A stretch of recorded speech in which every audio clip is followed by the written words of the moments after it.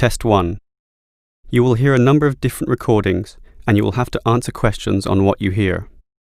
There will be time for you to read the instructions and questions and you will have a chance to check your work. All the recordings will be played once only. The test is in 4 sections. At the end of the test, you will be given 10 minutes to transfer your answers to an answer sheet. Now turn to Section 1. Section 1. You will hear 2 students, Peter and Mary, planning their weekend. First, you have some time to look at questions 1 to 5.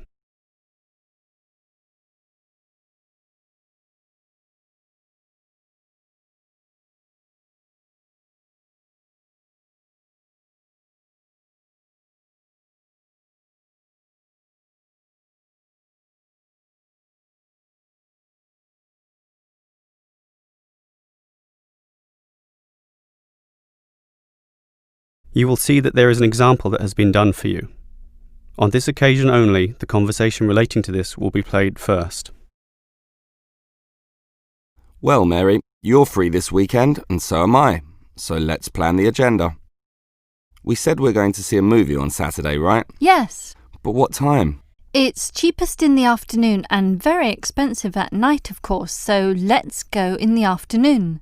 Sounds good. Have some fun before preparing that night for all our studies. Peter and Mary will see the movie in the afternoon, so afternoon has been written in the space. Now we shall begin. You should answer the questions as you listen, because you will not hear the recording a second time. Listen carefully and answer questions 1 to 5. Well, Mary, you're free this weekend, and so am I. So let's plan the agenda. We said we're going to see a movie on Saturday, right? Yes. But what time? It's cheapest in the afternoon and very expensive at night, of course, so let's go in the afternoon. Sounds good.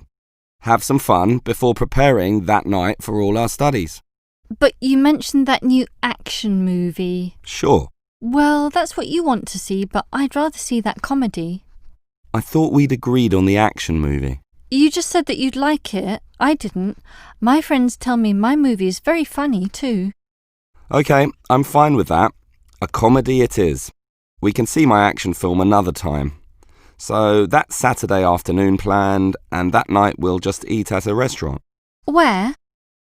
I don't have much money, but there are some nice cheap places near the cinema. What about Pizza King? I'm not that keen on pizza, actually. There's a noodle place near there. What about that? Oh, I really wanted to eat pizza. And you know how fattening pizza is, and not nearly as healthy as noodles either. Okay, we'll do it your way again. Noodles it is. Okay, that's Saturday done. But Sunday, we have to study, right? You bet. We'd better start early too. 10 a.m, let's say. We can meet in the library about that time. Okay, let me write that in my diary. But 10 in the morning is a bit late, don't you think? We've got a lot to do, so I should think 9 a.m. is the very latest we should meet. 9 a.m? Sunday morning? Are you serious? What about 9:30? No, it's important to be disciplined, so I'll be there at that earlier time. All right, 9 a.m. The early bird catches the worm or passes the exam, right? Right. But should we study for the science class or the maths one? Or even history? There's so much to study. Well, let's just stick to the original plan. Science, right? Yeah, we can study for maths another time. Okay, that's decided. Now, that just leaves the afternoon. But there's lunch first. I think we can have my choice of restaurant this time. That's only fair. But the university cafeteria is not far, and cheap too. But I thought we could have pizza. There's a nice sandwich bar there, and that's a healthier option. I'm doing this for your own good. Look at you, Peter. You're already overweight. Okay. We'll take the healthy option again. Sandwiches it is, and you'll thank me for this later. Yeah. Before you hear the rest of the conversation, you have some time to look at questions 6 to 10.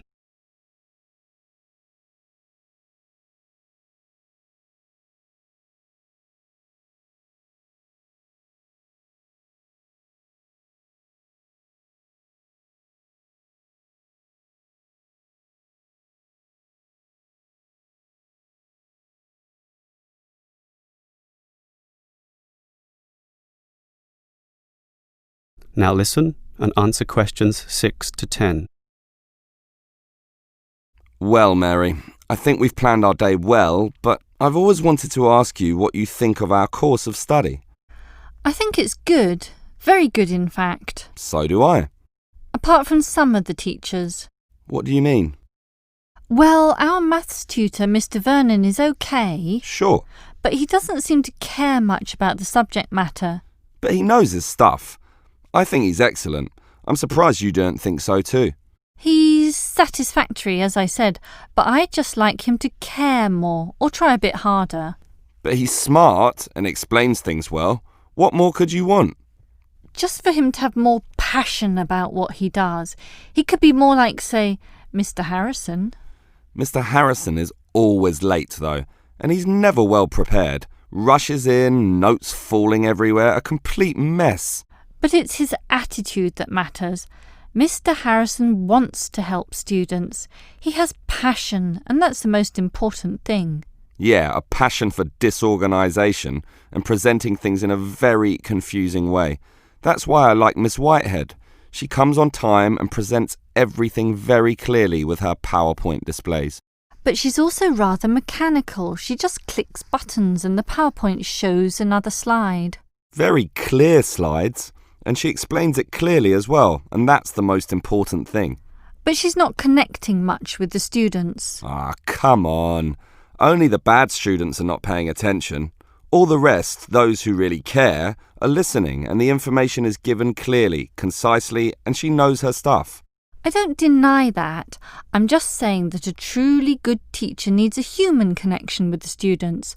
Without that, teachers ultimately fail in their purposes, and thus she must be considered a failure. Phew, you are a tough one to please, I'll say that much. That is the end of section 1. You now have half a minute to check your answers.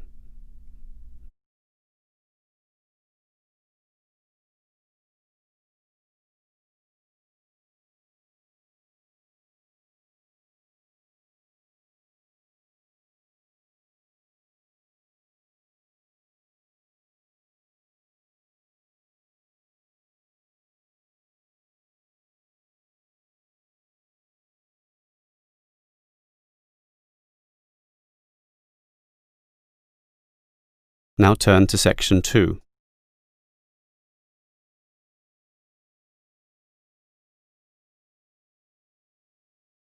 Section 2.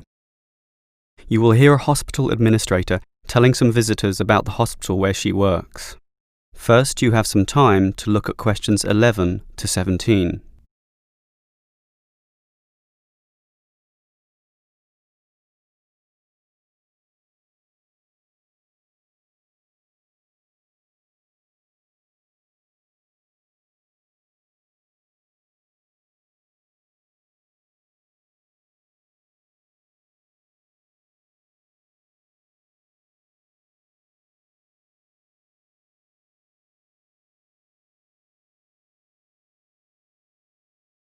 Now listen carefully and answer questions 11 to 17.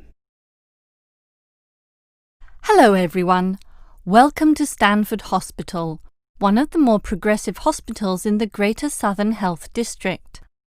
Now, one of the ways we have achieved our high status is through implementing certain rules that you may not necessarily find in other centres of care. One of the most important is washing hands. Everyone who enters this hospital must wash their hands. We have signs indicating this and special sinks installed to allow visitors to follow this rule. Did you know that the majority of lethal viruses and bacteria are actually brought in by visitors? And sick people, of course, are very susceptible to such bugs. Thus, the washing hands rule is especially important in certain wards. These have the standard sink near the entrance door and also a bottle of disinfectant spray. So, in addition to washing your hands there, you are expected to spray them as well to kill any bugs that might remain. Annoying?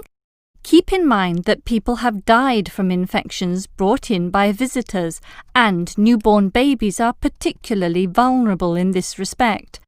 This is why the special care nursery definitely uses this system. Annoying? Not at all.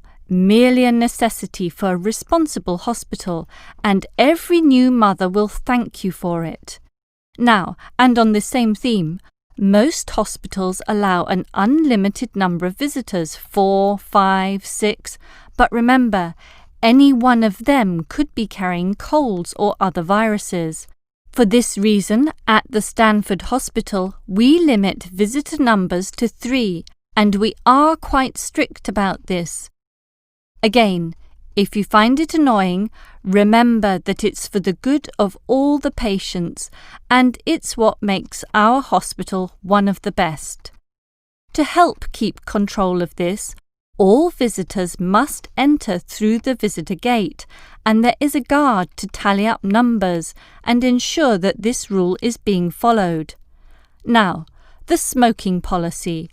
Most hospitals allow some sort of smoking somewhere on the premises, but here at Stanford, we believe that tolerating this habit at any time, in any place, is contrary to good health and the ethos of care. Consequently, we have a blanket ban. Smoking on the premises or immediate vicinity is banned completely. We are aware that such rules are often ignored, not only in hospitals but also in many public buildings. Well, we take this rule so seriously that we have undertaken preventative measures. Smoke detectors are in place. We have many video cameras installed, and if people break this rule, or any others, security will be alerted. But we're sure that won't happen once people understand that at Stanford, our goal is to be the very best hospital in the world. Before you hear the rest of the talk, you have some time to look at questions 18 to 20.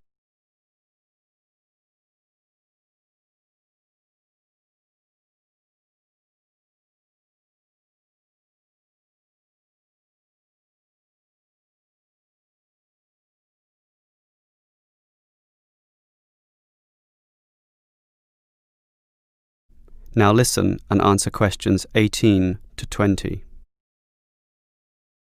Now, after having given you all those Stanford Hospital rules today, let me move on to a brief history of the place.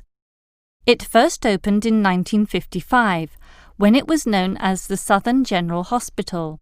It ran under this name until the 1980s, after which it changed to the present name and was enlarged with the addition of 2 buildings, the Matheson Building and the Western Wing, although it was the second of these which first began operations in 1984, leaving the Matheson Building to open 1 year later, and other extensions such as the rear annex to appear only in recent times.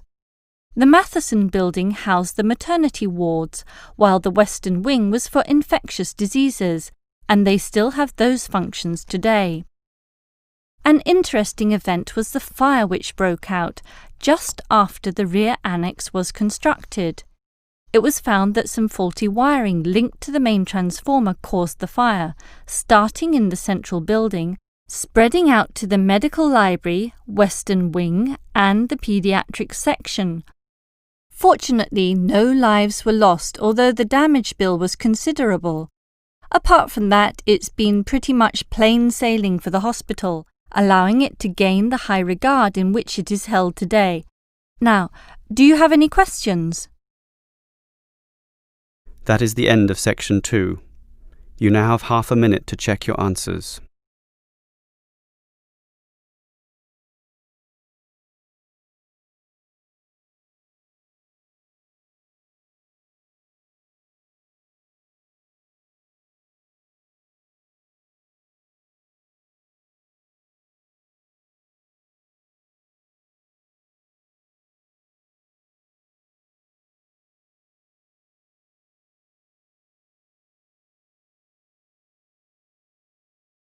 Now turn to section 3. Section 3. You will hear a student Eric talking to his lecturer, Mrs. Harris, about some study difficulties. First, you have some time to look at questions 21 to 25.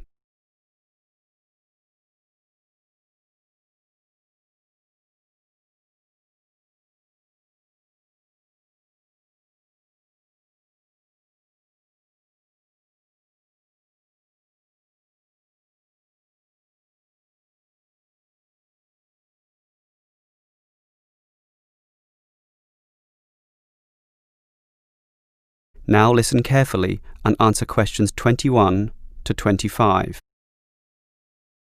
Hi, Mrs. Harris. I really liked your lecture, by the way. Oh, thank you. Glad it was interesting. So, how can I help you? Well, why do you think I need help?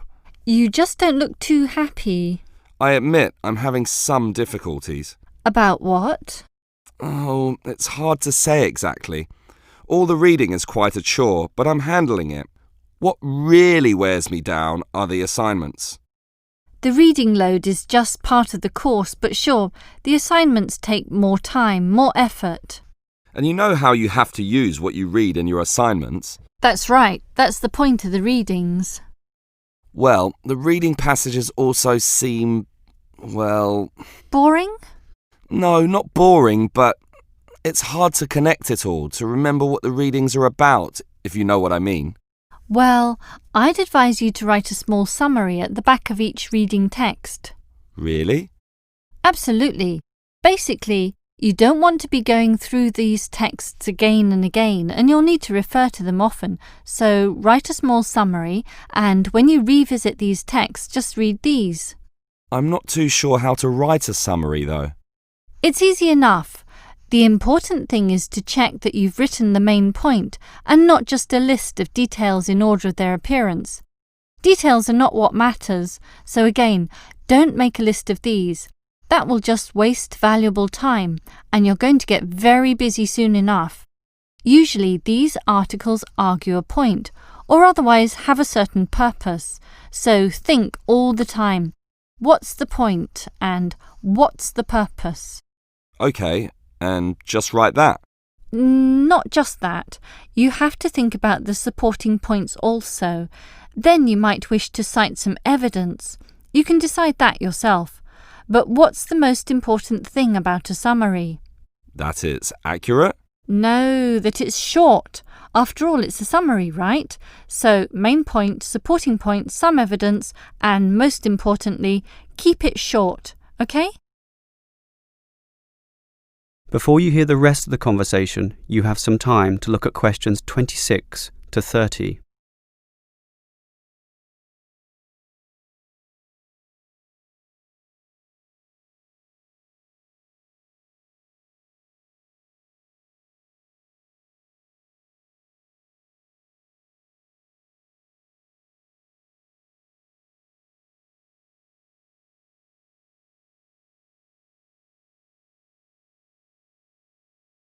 Now listen and answer questions 26 to 30. Well, those points about writing summaries sound useful, but what about the actual formatting of the summary, on paper I mean? Are there any other points I should know about? Yes, there's a lot actually. It's very important to... Write clearly? Write the author's name. But the author's name is in the text anyway. But it must also be in your summary. And you must always lead with this. For example, Peter Brown argues that, and so on. So the author's name is Peter Brown? Yes, and the actual summary continues from there. And here's another good hint. Always write the citation details at the top using bullet points. This makes these details clearer and easier to see, and immediately means you're not plagiarizing the text. You are acknowledging the source, which is academic and required. This also allows you to quickly write these details down later if you paraphrase or quote from either the summary or the original text. What details go in the citation? The year of publication is obviously important, but here's another tip. Make sure whatever you're reading is not more than 10 years old. Anything older than that is considered too dated, since business theory moves on fairly quickly. You can cite older texts, but only under special conditions. What are they? Well, if the text is a very well-known book, a classic of its kind, but then you have to indicate that in your writing, acknowledge that the book is dated, but then give a justification about why you nevertheless felt the need to use it. I see. So you'll have a lot of summaries for all the texts, but with such clear formatting you'll be able to access information quickly. But make sure you store these pages in an order, of course, alphabetical. Based on the author's family names is the simplest method. Or in order of date, chronological order. That's possible too, but I'd say alphabetical is always the best. My friends say chronological order has more advantages. Any system is fine, provided that it's logical and that you can follow it and quickly access your summaries at a later date. That is the end of section 3. You now have half a minute to check your answers.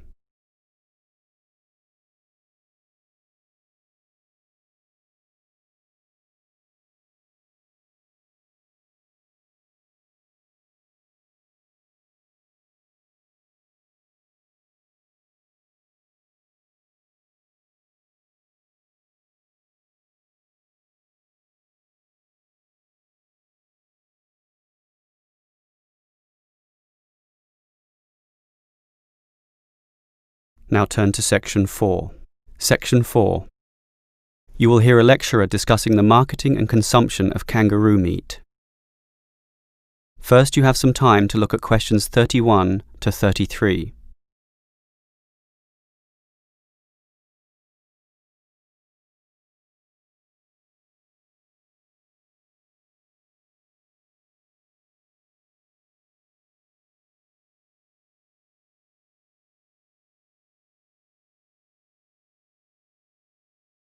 Now listen carefully and answer questions 31 to 33. When one thinks of Australia, one of the first images that comes to mind is of the kangaroo. This native marsupial is cute, unusual, and with the baby kangaroo, known as a joey, safely in its mother's pouch, it presents an enduring image often seen on Australian postcards and posters. Yet these animals breed prolifically and have been highly favoured by the widespread clearing of forest and bushland in the past to provide land for the traditional sheep and cattle industry. Ironically, kangaroos breed in such numbers, up to 50 million per year generally, that they have become pests. Consequently, for a long time now, there has been a yearly cull. In other words, their numbers are reduced with controlled and accurate shooting. And here we are talking of shooting millions of them. In the past, the carcasses were simply left out in the bush. Then later, some of the meat was used as cat food, and still is in fact. It is only in recent years that the meat has been used for human consumption, primarily for the overseas market, and one can see why. The meat is, by all accounts, leaner and tenderer than beef. It has a strong taste and minces easily, but it also has some more subtle advantages, and this is a topic I'd like to explore now. Before you hear the rest of the lecture, you have some time to look at questions 34 to 40.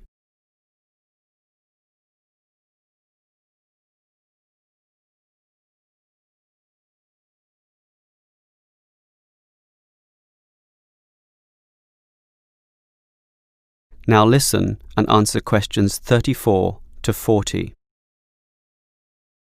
Now, there is a market, small but growing, for kangaroo meat. And one interesting reason to encourage its consumption is that it is environmentally friendly to do so. And this itself is for 3 reasons. 1, the traditional cattle and sheep, which mostly fill the rural pastures of Australia, are introduced species and somewhat destructive to the environment. After all, they weren't meant to be there in the first place. Their eating habits destroy the root systems of grass, their hard hooves tear open the ground, and their droppings are heavy and smothering to new growth. Kangaroos, in contrast, have all the opposite traits. They are a native animal existing in harmony with the natural environment there, so replacing cattle with kangaroos makes good sense.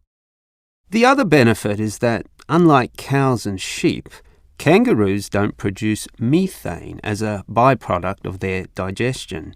And methane, along with carbon dioxide, is one of the primary agents of global warming. Finally, since there are too many kangaroos anyway, culling their population for their meat increases the biodiversity of Australia's wildlife. In other words, wallabies, quokkas, wombats and other native animals are given space to increase their numbers also, in the way that it was meant to be before the bushland was extensively cleared. So, one would think such arguments make the case irrefutable. However, there are some serious issues to overcome. The biggest problem is the way eating this meat is perceived.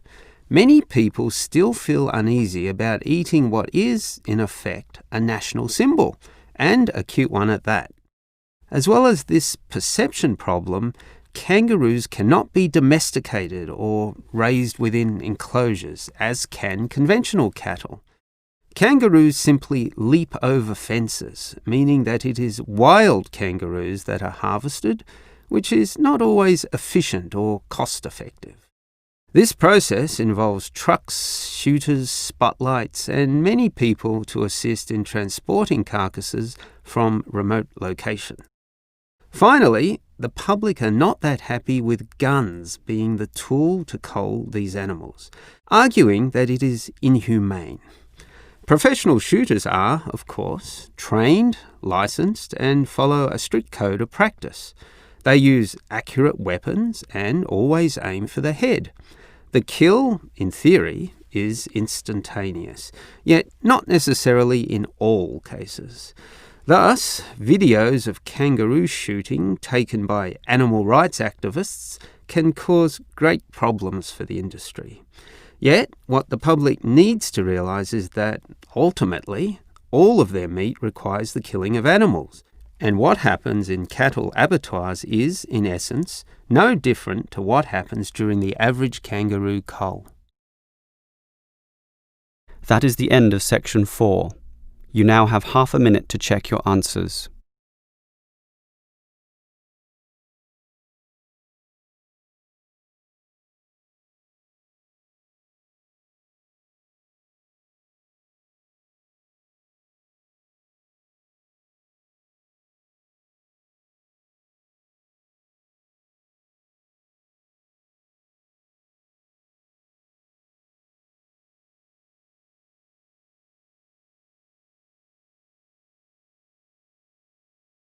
That is the end of the listening test. In the IELTS test, you would now have 10 minutes to transfer your answers to the answer sheet.